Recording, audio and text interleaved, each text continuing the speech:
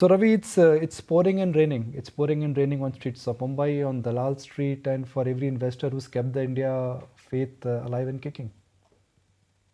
Absolutely. I think we are fortunate to be hitting new all-time highs at this point. Okay, Ravi, let's start again. We had a bit of an audio problem, so let's start with why markets are up, and how would you rate the margin of safety, given that right now it is more about liquidity and global strength?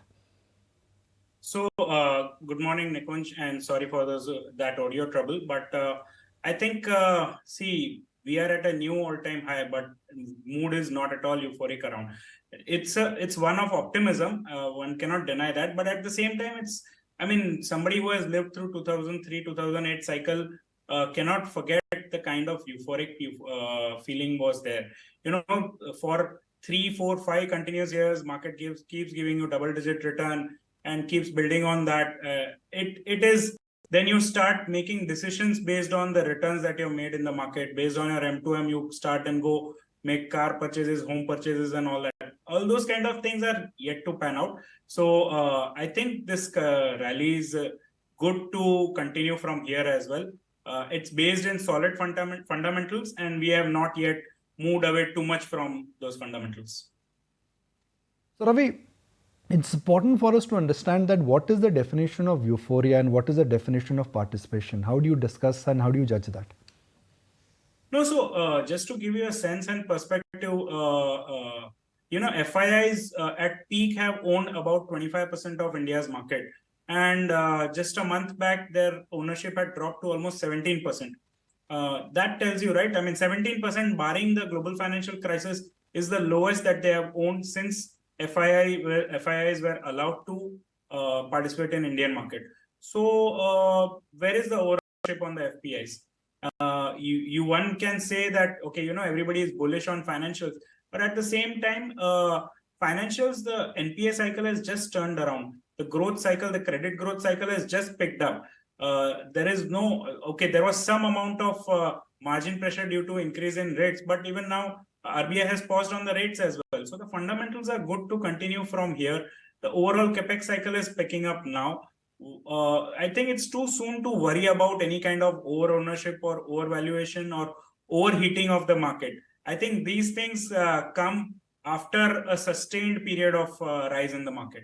And honestly, our last 5-year returns are probably like in 10-11% kind of CAGR. That is not something that you would say is euphoric by any measure. I'm going to put this data out just for the benefit of our viewers. Ravi referred to this data. We've looked at markets from COVID, the institutional activity from COVID. Now hear me out. From COVID, domestic institutional investors have been net buyers to the tune of 4 lakh crore. But foreign institutional investors have been net sellers to the tune of about 2.8 lakh crore. So net, post-COVID, India may have emerged as the destination in terms of resilience, growth, China +1, stable democracy, coming out of COVID clean, managing inflation the right way. But frankly, foreign institutional investors, the point what Ravi alluded to, they've turned their back towards India. So Ravi, it's a simple maths. What if the selling only normalizes? I mean, 50% of that also comes back. That means 1 to 1.5 lakh crore could easily come back. I would presume that we are going to get double of whatever was sold. Forget half of it coming back. In the first month itself, which was the May month, we got $5 billion. And again, in the month of June, I guess the number is somewhere closer to that $5 billion. We have had almost $8 billion plus of selling by private equity players, promoters. So many block deals have happened and everything got absorbed. And none of those deals happened at any kind of a discount. They were at 1-2% kind of a discount. So no doubt there was supply in the last 1 month, but obviously the flows coming into the equity markets were far stronger than the supply coming in. So that tells you that there is an appetite.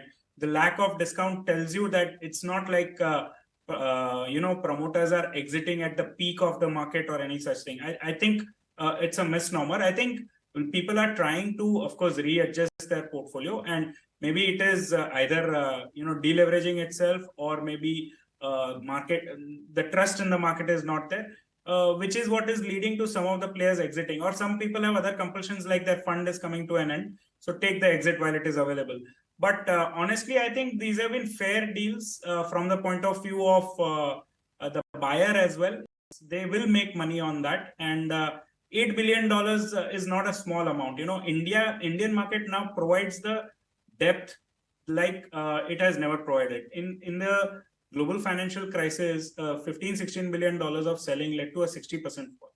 A $40 billion selling in the year 21 led to 15-17% fall. Everybody is getting an exit, PE player to promoters. Now, what is that doing is that is actually popping up on most FPI's radar as a market that has the depth. We have the domestic institutional capital pool available to absorb the kind of outflows that happened in FPI.